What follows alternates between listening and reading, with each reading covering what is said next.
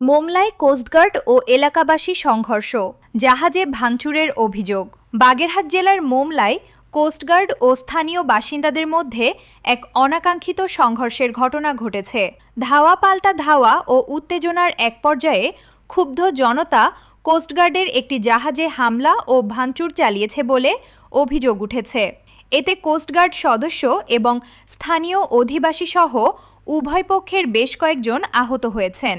ঘটনার পরপরই মোংলা থানা পুলিশ ও কোস্টগার্ডের ঊর্ধ্বতন কর্মকর্তারা অতিরিক্ত সদস্য নিয়ে দ্রুত ঘটনাস্থলে পৌঁছান। আইনশৃঙ্খলা রক্ষাকারী বাহিনীর তৎপরতায় বিকেলের মধ্যে পরিস্থিতি নিয়ন্ত্রণে আসে। বর্তমানে মোংলা পোর্ট ও কোস্টগার্ড সদর দফতর সংলগ্ন এলাকায় থমথমে অবস্থা বিরাজ করছে। যে কোনো অপ্রীতিকর পরিস্থিতি এড়াতে সেখানে অতিরিক্ত পুলিশ মোতায়েন করা হয়েছে।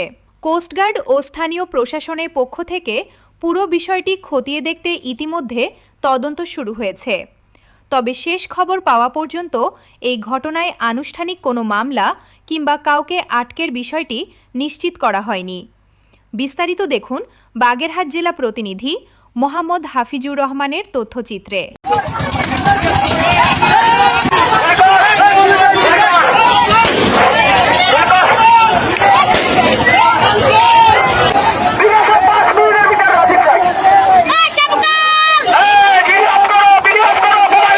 ওই মাথা ওই ওই নিরে সিরে দিন না সেই দিন তো তলার মাঝেও তারাই গেছে ওই স্টার দেশে দিড়ায়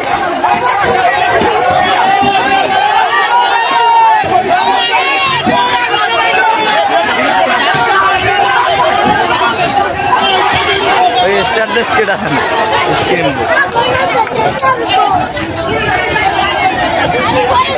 আর কেউ লাগবে না।